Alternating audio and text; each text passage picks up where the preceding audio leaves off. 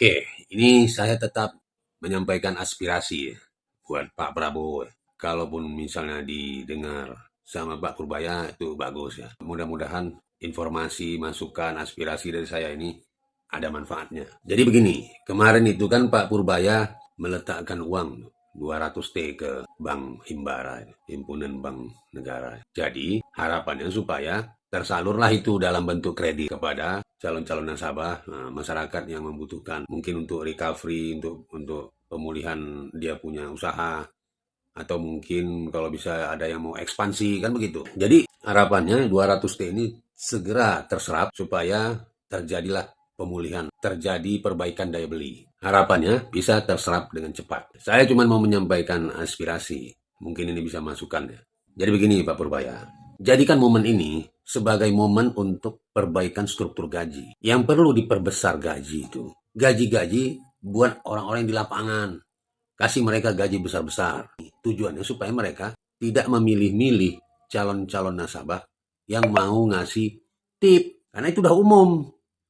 Kalau misalnya mau minjam uang, kasihlah tip.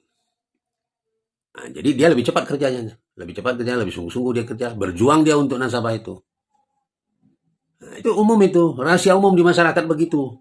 Harus dibuat satu sistem yang mekanismenya itu memperkecil ruang negosiasi. Nah, kemudian diperbesar itu gaji-gaji orang lapangan. Misalnya bagian account officer tuh, bagian taksasi, appraisal, bagian legal, itu diperbesar gajinya. Kalau terjadi ada macet, diperiksa, kirimkan auditor di situ. Kirimkan, diperiksa supaya mereka kerja dengan benar. Ketika terjadi ada lompatan mekanisme, ada lompatan lah, ada tidak sesuai prosedur, maka buat aturan di situ. Sehingga kalau ada pelanggaran, terkena di situ sanksi pidananya. Sehingga mudah jaksa masuk di situ. Itu gunanya untuk menjaga kualitas orang lapangan tadi. Ketika dia sudah dikasih gaji besar, dia bekerja secara profesional. Jangan lagi mengintai orang-orang yang mau ngasih duit. Kemudian ya, kalau misalnya orang lapangan jumlahnya kan banyak.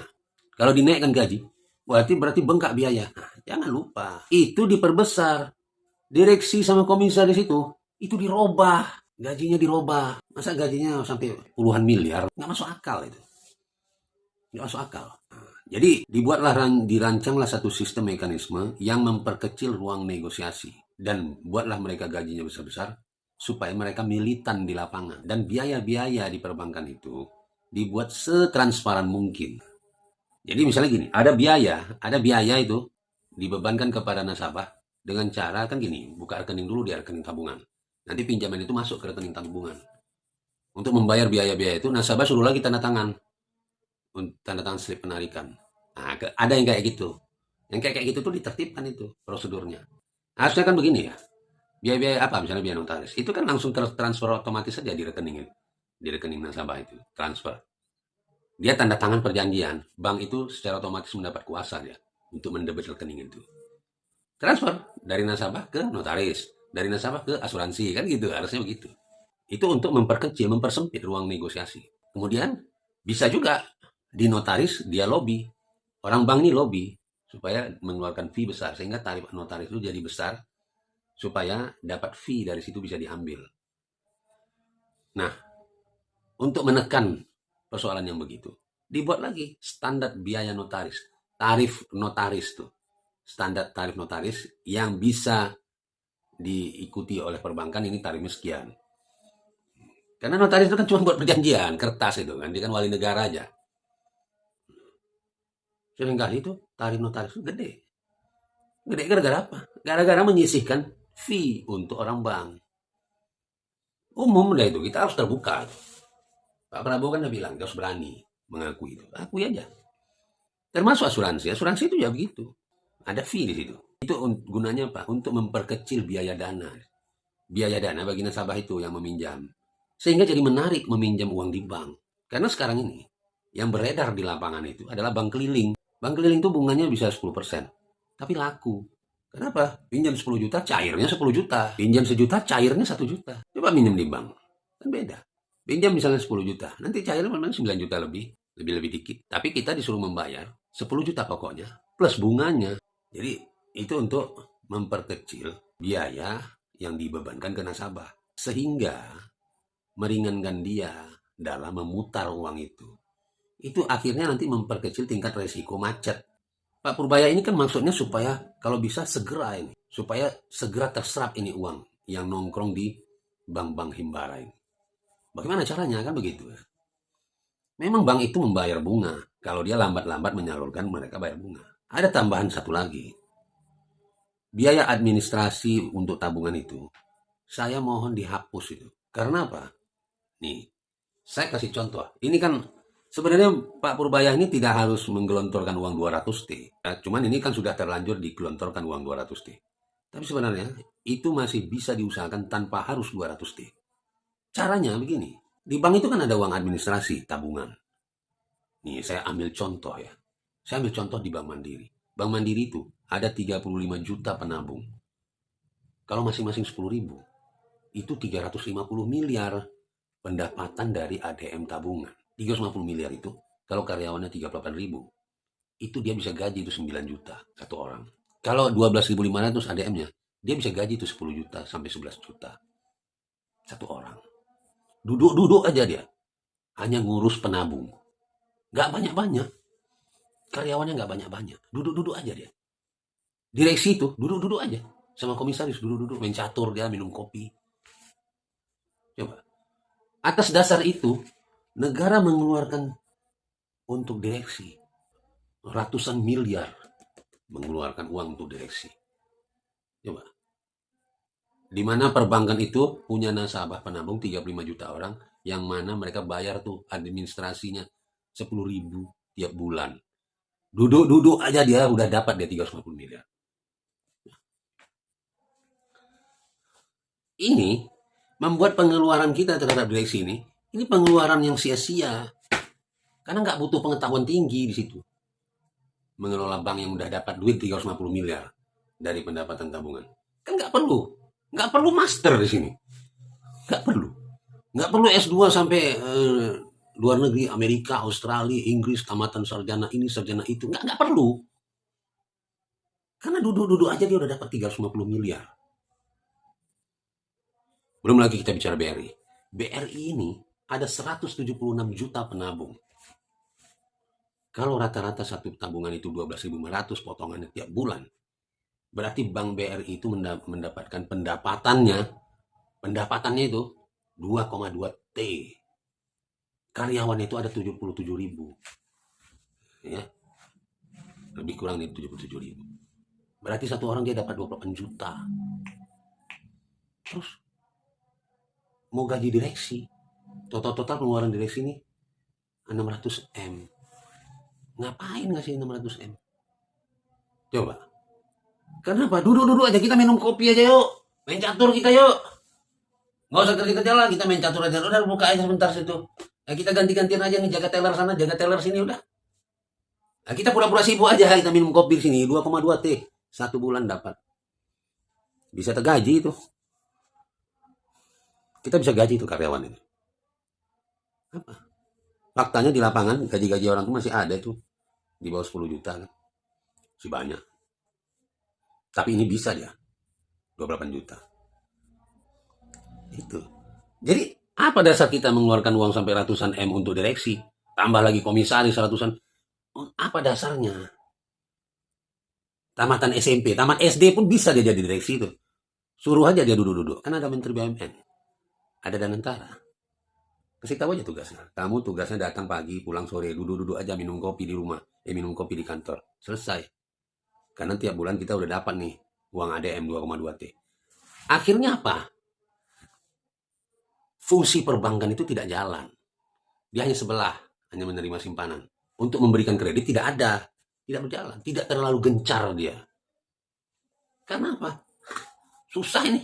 Ragu saya. Udah nggak usah lah. Toh udah ada kok pendapatan kita dari uang ADM. Jadi ADM itu menciptakan sistem kerja. Ya. Petinggi-petinggi itu jadi pemalas. Akhirnya kita kan gotong royong untuk membayar pemalas-pemalas itu tadi. Membayar apa itu? Nggak jelas. Enggak. Jadi gini, kita suka terkesima dengan penggunaan istilah-istilah di dalam laporan keuangan, di dalam analisa keuangan. Enggak, ini enggak rumit-rumit kali. Ini enggak rumit-rumit kali sebenarnya. Enggak rumit-rumit kali. Karena semua itu sudah bisa disetting dengan program-program yang sudah ada. Di dalam ruang direksi itu cukup. Sebenarnya kerja di luar direksi itu. Taruh di situ ada berapa monitor? 10 monitor kayak, 20 monitor kayak. Bila perlu. Layarnya lebar-lebar, duduk dia, taruh kopi di meja, pakai cemilan. Udah, nonton dia bagaimana grafik itu. Mana kira-kira ada yang negatif, coba diperiksa di mana masalah negatifnya. Kan begitu. Langsung begitu berpikirnya. Tapi dengan adanya ADM tadi, ini membuat dorongan malas kerja. Malas dia. Nggak kreatif dia. Bagaimana mendorong tim-tim marketing itu. Bagaimana dia memberikan semangat. Nggak ada dorongan dia itu. Karena mereka nggak kerja, nggak apa-apa. Itulah dia. Jadi tidak berkembang. Dia punya skill itu. Dan perbankan itu tidak semakin tinggi kualitas SDM-nya. Kenapa? Karena ada pendapatan yang membuat orang malas berkreasi. Kreativitasnya jadi rendah. Tuh.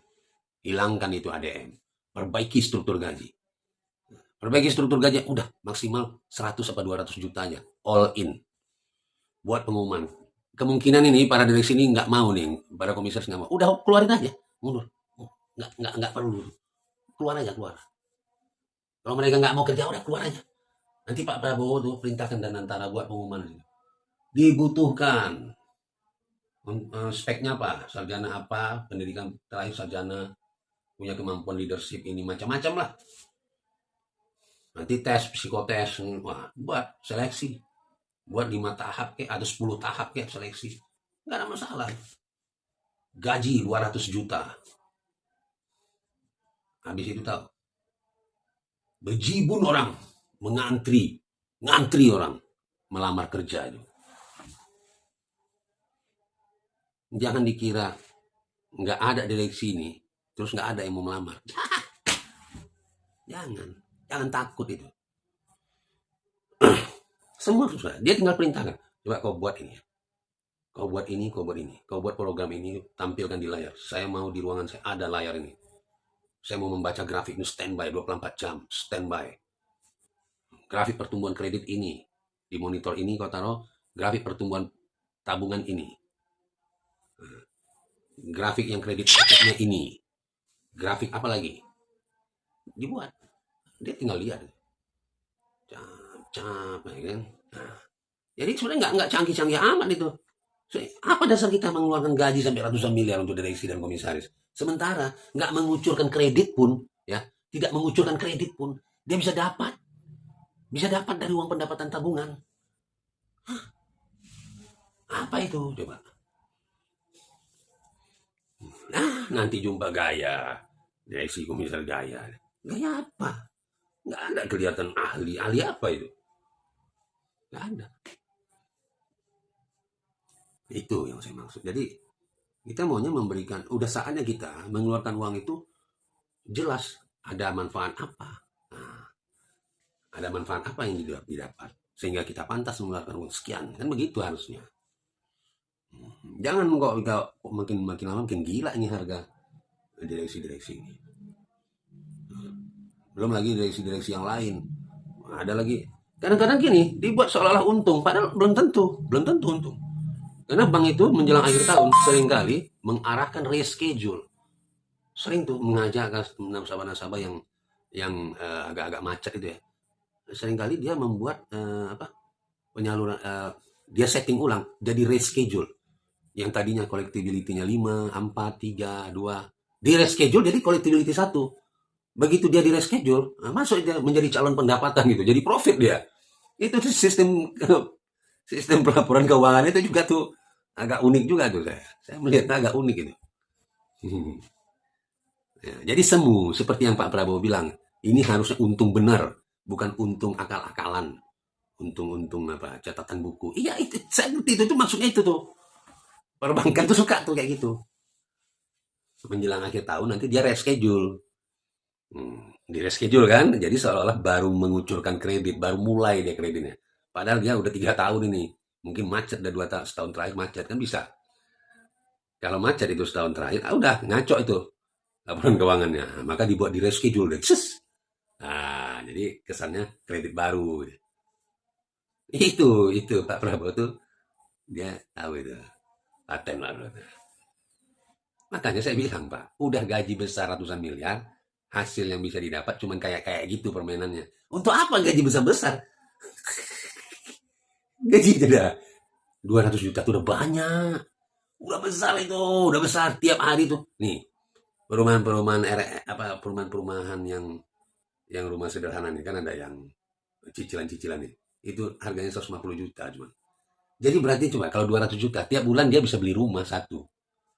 Kan hebat itu. Banyak. Jangan dikira kecil gaji 200 juta itu. Besar itu. Pak Prabowo buat pengumuman itu. Wah, dibutuhkan.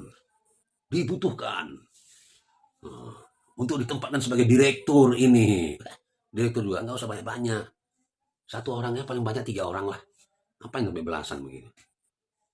Nggak usah banyak-banyak.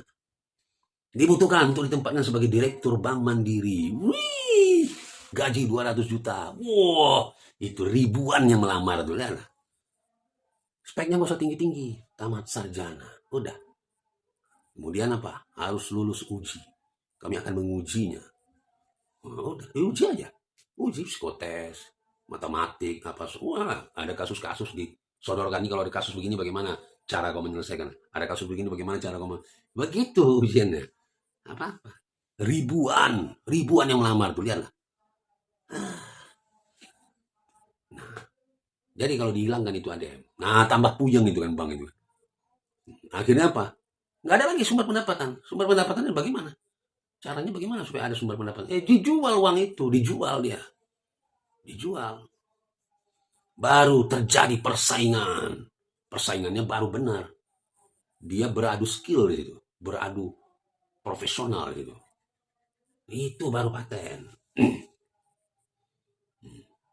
Nah, di saat yang sama Pak Prabowo benahi itu sistem hukum, perintahkan Menkum, Menteri Hukum, perbaiki itu kuhap-kuhap supaya kredit-kredit macet itu bisa segera dieksekusi. Jadi jangan, ini kan banyak nih hukum-hukum yang abu-abu, yang bermain-main di sini pengacara kan. Bisa berklik sana, berklik sini. Jangan. Disimpelkan khusus untuk utang piutang. Disimpelkan ya. Dirobah tuh. Ada hukum-hukum yang mengganjal, undang-undang mengganjal dirobah. Mumpung Pak Prabowo penuh dapat dukungan dari DPR. Ini saatnya. Perbaiki semuanya itu. Penghematan di segala bidang. Itu baru. Perbaiki. Yang perlu dibesarkan gaji itu tim lapangan. Tim lapangan ini, bagian account officer, bagian taksasi, bagian legal. Itu dibesar-besarin gajinya. Kalau di kampung-kampung tuh besarin 15 juta bagian-bagian lapangan tuh, satu orang. Kalau di kota-kota besar gaji dia 40, 50, nggak apa-apa. Nggak apa-apa. Jadi dia takut kehilangan posisi itu. Sehingga dia kerja benar. Nggak tunggu ada perintah, baru dia tagih. Enggak. Dia akan terus membina hubungan baik dengan nasabahnya. Dia bina. Itulah pembina kredit. Account officer itu pembina kredit. Dia bina. Karena ada modal ya, duit dia tadi banyak, 50 juta gajinya. Nggak disuruh-suruh sama bos, dia kerjakan itu. Kalau misalnya ada nasabahnya suka usahanya malam, dia mau tuh datang jam 11 malam main ke tempat bapak itu, minum-minum kopi, ngerokok sambil ngobrol-ngobrol. Pendekatan.